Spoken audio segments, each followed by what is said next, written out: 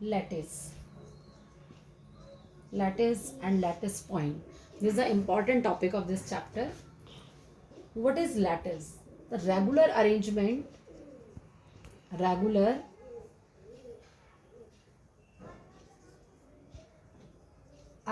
of constituent particle.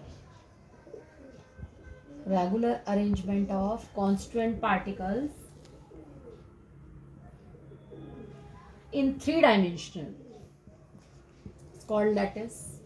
Or you can say regular arrangement of point is called lattice, or regular arrangement of point is called lattice. Lattice को समझने के लिए मैं आपको जो है ड्रॉ करके बता रही हूँ. सपोज लैटिस क्या है, what is the meaning of lattice point, और this are constant particle. Constant particle first of all आपको ये समझना है कांस्टेंट पार्टिकल्स क्या है. Constant particles are atoms, ions और मॉलिक्यूल्स. और हम इसको शो करेंगे स्फेरिकल शेप में. सपोज हमने ये ले लिया, आप ऐसे करके लो, दिस इज सेंटर पॉइंट, इसको लो, या फिर simple this is the point. इसको पूरे कांस्टेंट पार्टिकल को हम स्फेरिकल शेप में पूरा ना लेके इस पॉइंट की फॉर्म में ले लिया. अब दीज आर पॉइंट्स.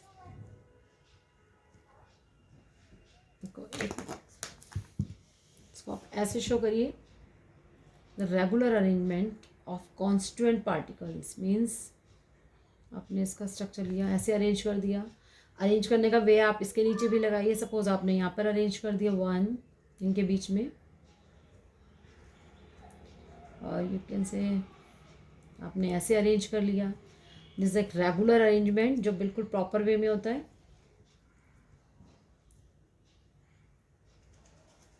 अगेन उसी डॉट के नीचे आ गया.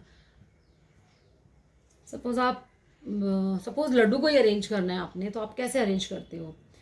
सीधा सीधा ऐसे रख के 2 लड्डू के बीच में एक लड्डू रख दिया, या एक लड्डू के नीचे एक और लड्डू रख दिया. तो किसी भी वे में आप अरेंजमेंट दिखा सकते हो. तो ये 3D जो अरेंजमेंट हो गया उसको हम बोलते हैं these are the lattice point. ये पूरा कंप्लीट जो स्ट्रक्चर बना दिस इज अ लैटिस. और ये जो पर्टिकुलर पॉइंट है यहाँ पर हमने लिया, this is a lattice point. किसी भी पॉइंट की हम बात कर रहे हैं तो वो लैटिस पॉइंट हो गया. और कंप्लीट जो स्ट्रक्चर बना हुआ है this is lattice. So the regular arrangement of constant particles in three-dimensional structure is called lattice. Or now the unit cell. What is unit cell? Unit cell is the smallest 3D unit. Unit cell is the smallest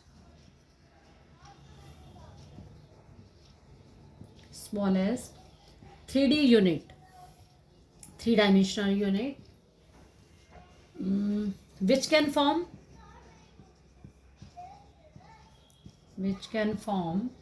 lattice. यानी smallest जो 3D unit होगी, सबसे छोटी unit, which can form lattice, इस lattice को complete करती है, that is called unit cell.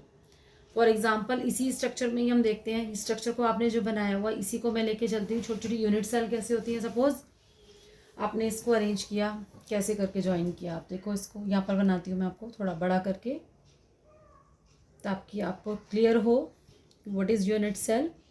जैसे आप पूरा एक रूम तैयार करते ब्रिक्स से बनाते हैं, तो वो ब्रिक्स जो होती हैं किसी भी शेप में आप उसको अरेंज कर रहे होते हैं, और धीरे धीरे 1 रूम से पूरी बिल्डिंग कंप्लीट कर लेते हैं. फिर आप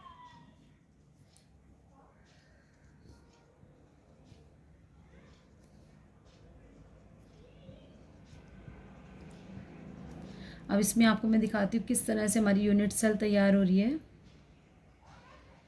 इसके नीचे आ गया अगेन, और ये इसके नीचे आ गया. यस, इसी में स्मॉलेस्ट यूनिट बनाते हैं. सपोज हमने इसको अटैच कर लिया. अच्छा, डिफरेंट कलर से लूँ या इसी को करती हूँ. चलो, एक यूनिट सेल बनाते हैं. अब हमने इसको जोड़ा इसके साथ.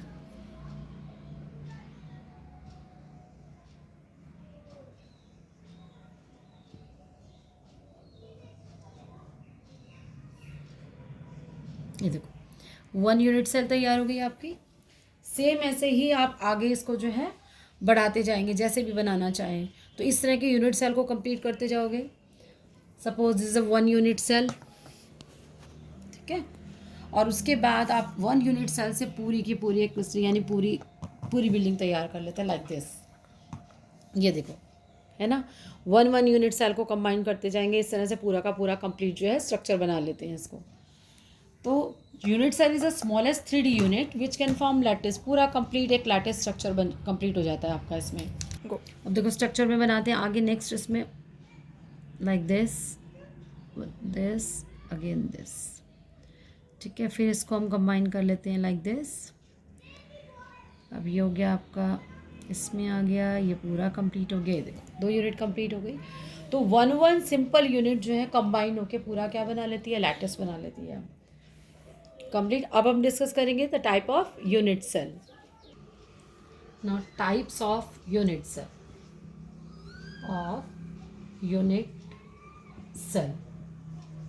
There are 2 type of unit cell. First, simple unit cell. Simple unit cell or primitive unit cell. Primitive unit cell. And second is non-primitive unit cell or centered unit cell. Centered unit cell और इसको बोलते हैं non primitive unit cell. Primitive unit cell, centred unit cell और you can say non primitive unit cell divide into 3. यानी इसके 3 types हैं. First is face centred unit cell. Second is body centered unit cell.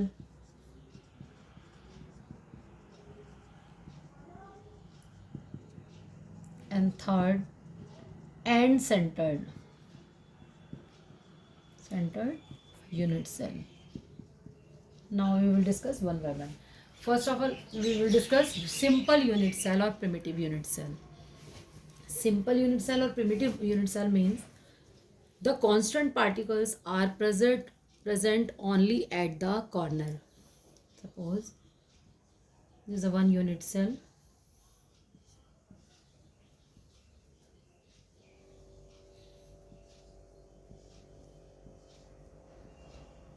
In simple unit cell, the constituent particle means atoms, ions, molecule which are present only at the corner. How many corners? 1, 2, 3, 4, 5, 6, 7, 8. There are 8 corners. It means constant particles जो है 8 corners पे present होंगे. And what is the contribution of each sphere यानी each atom, उसका 1 unit cell में कितना contribution होगा. Total 8 corners हैं. Simple unit cell means, simple और primitive unit cell means constituent particles are present only at the corner. Corner के अलावा और कहीं नहीं प्रेजेंट होंगे. तो इसके अलावा पहले आप एक चीज़ और समझिए कि देयर आर 1 यूनिट सेल में how many corners, 1 2 3 4 5 6 7 8 corners. How many faces are there, कितनी फेज है इसके अंदर, हाउ मेनी फेजेस. देखो 1 2 3 4 5 6 7 8 corners. How many phases? 1 phase, 2 phase, 3 phase, 4 phase, 5 6 phases. Okay. And how many edges? Edges, there are 12 edges. 1 edge, 2 edge, 3 4 5 6 7 8 9 10 11 12. Clear? So there are 8 corners. Phases, 6 phases, 1 2 3 4 5 6. Edges 1 2 3 4, 4 ही नीचे हो गई और ये आपकी फोर्दर यानी total 12 जो है एजेस हो गई. तो सिंपल यूनिट सेल मीन्स हो गया कि कॉर्नर्स पे कांस्टेंट पार्टिकल प्रेजेंट होंगे. अब आपने समझना है कि टोटल 8 कॉर्नर्स हैं तो उनका कंट्रीब्यूशन कितना होता है. सपोज 1 स्फीयर यहाँ पर प्रेजेंट है. आप देखो, थोड़ा मैं बड़ा करके आपको समझाती हूँ।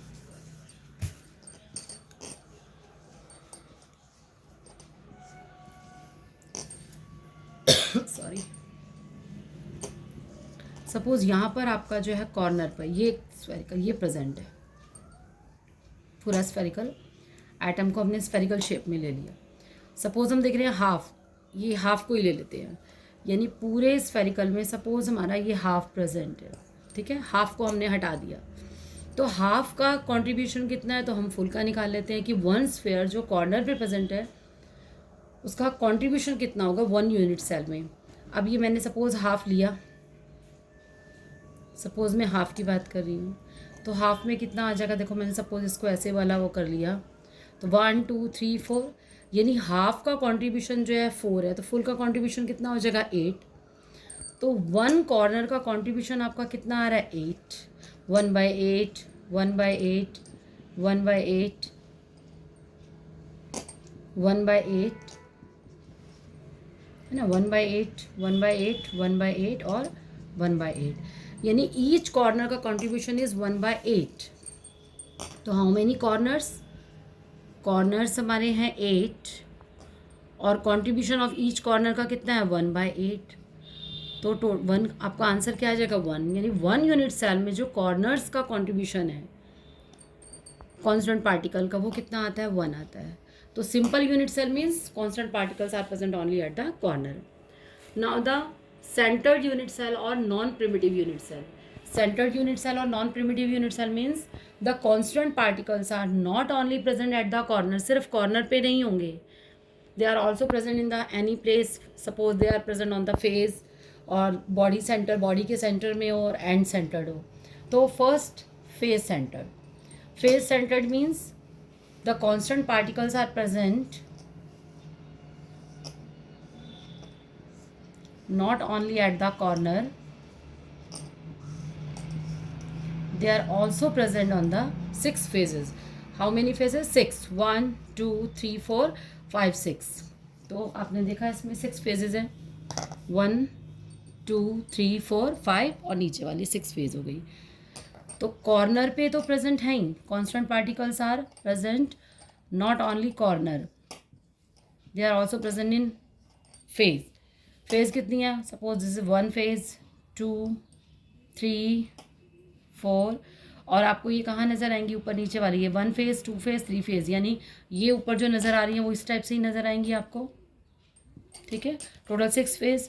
तो कॉन्ट्रीब्यूशन ऑफ कॉर्नर, कॉर्नर पे कितना था 1/8, तो there are only 8 corners, 8 corners and contribution of each corner is 1/8 and how many phase.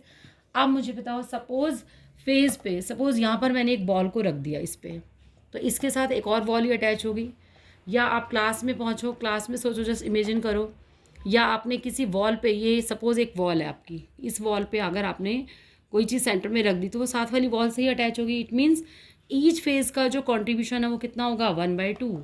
तो टोटल कितनी फेज़ है 6, और ईच फेज़ का कंट्रीब्यूशन कितना आ रहा है 1/2। आई थिंक आपको क्लियर हो गया होगा। किसी भी फेज़ पे सपोज मैं इसके ऊपर एक और बना दिया, सपोज मेरी सपोज आपने इस वाली वॉल पे कुछ रखा, तो इस वाले रूम से अटैच है और इस वाले रूम से अटैच है। इट मीन्स जो फेज़ का कंट्रीब्यूशन आता है वो कितना आता है 1/2। टोटल फेजेस कितनी हो गई 6, यहाँ आ गया 1 और 2 3, यानी ये कितना हो गया 3। तो फेज पे कांस्टेंट पार्टिकल्स कितने हो गए 4। तो टोटल फेज सेंटर्ड में कितने हो गए 4। क्लियर। अब नाउ बॉडी सेंटर्ड। अब बॉडी सेंटर्ड को डिस्कस करते हैं। Body centred means body centred is a part of centred unit cell और non primitive unit cell. Body centred में is a body centred, constant particles are present not only at the corner, they are also present in the center of the body। Corner पे तो है ही, इसके अलावा कहाँ पर मिलेंगे बॉडी के सेंटर में। तो in BCC, it is also called BCC, in BCC structure there are 8 corners. तो कॉन्ट्रीब्यूशन कॉर्नर का कितना हो जाएगा 8 कॉर्नर्स एंड कॉन्ट्रीब्यूशन 1/8, यानी 1 and the centre of the body, centre of the body, body के सेंटर में सपोज यहाँ पर कोई बीचों बीच कोई चीज़ आपकी है, सेंटर के बीच में यहाँ पर कोई चीज़ लगी हुई है, तो उसका कंट्रीब्यूशन कितना होगा। सपोज मैंने ये बीच में ऐसे रख दिया, ये तो बीचों बीच है, तो इसका कंट्रीब्यूशन कितना हो जाएगा, 1 ही रहेगा। तो टोटल आपके जो है एटम या स्फेयर कितने हो जाएंगे, 2। तो इन BCC में 2 हो गया, इन FCC में कितना हो गया, 4। कॉर्नर 8, और ईच कॉर्नर का कंट्रीब्यूशन इज 1/8, 1 आ गया। टोटल देयर आर 6 फेजेस, तो contribution of each phase is 1/2, तो टोटल नंबर ऑफ स्फेयर कितना हो गया, 4। अब एंड सेंटर्ड, एंड सेंटर्ड में third is the end centred. End centered means the constant particles are present at the corner, corner पे तो है ही, they are also present at the opposite phase, these are corners, 8 corners हो गए। And opposite phase, opposite phase मतलब ऊपर नीचे की ले लिया आपने, लेफ्ट राइट ले लिया, ईस्ट वेस्ट कैसे भी कर लिया। देखो ये टॉप ले लिया, ये बॉटम हो गया, टॉप और बॉटम ले लिया, या आपने इधर ऐसे दोनों फेस ले ली, या सपोज आपने इन दोनों फेस को ले लिया। तो corner 8 and contribution of each corner 1/8 sorry 1, and 2 opposite phases, 2 opposite phase, और हर फेज का कंट्रीब्यूशन कितना है, 1/2। टोटल अपोजिट फेस मतलब कोई भी 2 अपोजिट फेस ले रहे हो, ये ले लिया आपने, टॉप और बॉटम ले लिया, सपोज मैंने ये टॉप ले लिया और यहाँ बॉटम ले लिया, कितना आ गया, 1। तो एंड सेंटर्ड में कितने हो जाएगा, 2। बॉडी सेंटर में कितना आएगा, 2, और फेस सेंटर्ड में आपका कितना आ जाएगा, 4 आ जाएगा। तो टाइप्स ऑफ यूनिट सेल में simple unit cell, simple unit cell is also called primitive unit cell. Simple unit cell means constant particles are present only at the corner में। यहाँ पर आपको लिख भी देती हूँ कि in simple unit cell constituent particles are present only at the corner, ठीक है। और non primitive unit cell means constant particles are present, corner पे तो है ही, constant particles are present not only at the corner, सिर्फ corner पे नहीं होंगे, they are also present in any part, किसी भी और उसमें हो सकते हैं, बॉडी के सेंटर में हो सकते हैं, they are present on the face और they are present on the edges. Clear? So the contribution of atoms in a cubic unit cell, number of atoms at corner, number of atoms at face, and number of atoms in center, and total number of atoms. In simple unit or primitive unit cell, corners 8 and the contribution of each corner, यानी कि हर corner पे जो atom है उसका contribution कितना, 1/8। Total कितना हो गया, 1। Number of atom at face, no. Number of atom in centre, no. तो total number of sphere 1। In body centred is example of, यानी कि non primitive unit cell, the type of non primitive unit cell in which the contribution of corner 8, 1/8, and total corners 8, तो 1 हो गया। number of atom at face, no। number of atoms in center 1, because body center means body के center में 1 हो गया, तो 1 और 1 total is 2। in face centered is a type of non primitive unit cell, the contribution of corner 1/8, total corners 8, 1, and number of atoms at phase, there are 6 phases, and contribution of each phase 1/2, यानी जो भी constant particle होगा phase पे उसका contribution 1/2, तो total कितना है, 3। तो number of atoms total unit cell में 3 और 1 4।